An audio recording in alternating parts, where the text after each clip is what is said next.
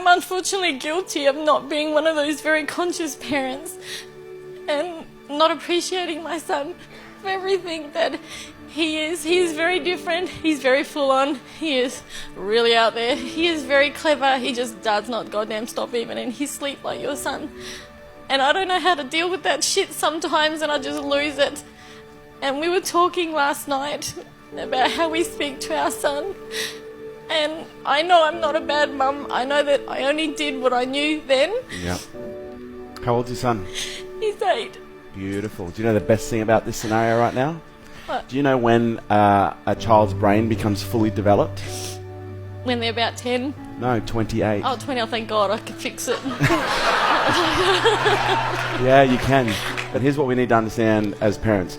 Kids are loud, they're messy, they're all over the place, they're intense, and that's how kids are supposed to be. Kids aren't supposed to be well behaved. They're supposed to basically come into this world and flail their arms and find out where the boundaries are.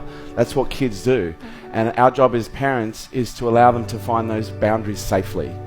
And sometimes it's hard because what kids do is they come into this world and they behave in ways that press our buttons because we see so much of ourselves, in those children. What our kids need more than anything else is they need to learn how to regulate.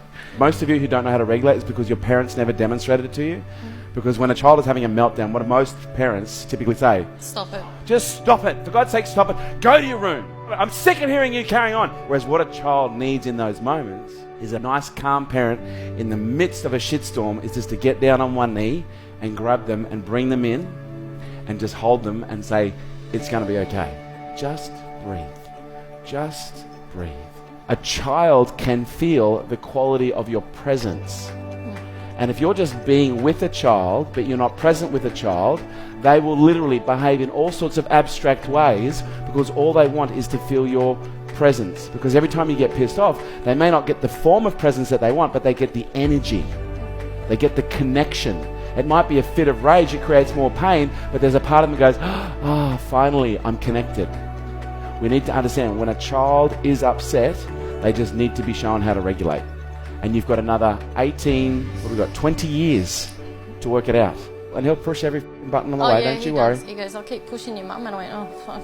Yeah? But that's their job. Their job is to make us strong, okay? Their job is to teach us. They're the greatest teachers you've ever had. Thank you. Thank you for sharing. 1, 2, 3. Honestly, this is my legacy.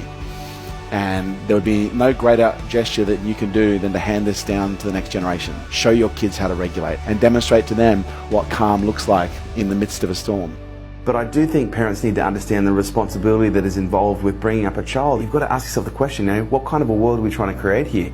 The more you work on your personal issues, the less chance you have of transferring it onto them, and them having to deal with it. Pass down wisdom, not wounds. The greatest opportunity our kids have is by learning through the best example that we can give them. Our species really is dependent right now on a new generation of thought leaders coming through who are healthy, who are happy, who are balanced, who can look at things in a more conscious way and make better decisions than some of the decisions we're making right now collectively. I look at my business, I look at everything else, and he's my greatest legacy. I don't see myself leaving behind money. I'm leaving behind this incredible human being that if I condition, support, train and coach properly, he's going to be able to create and affect 10 times the change that I have in my lifetime.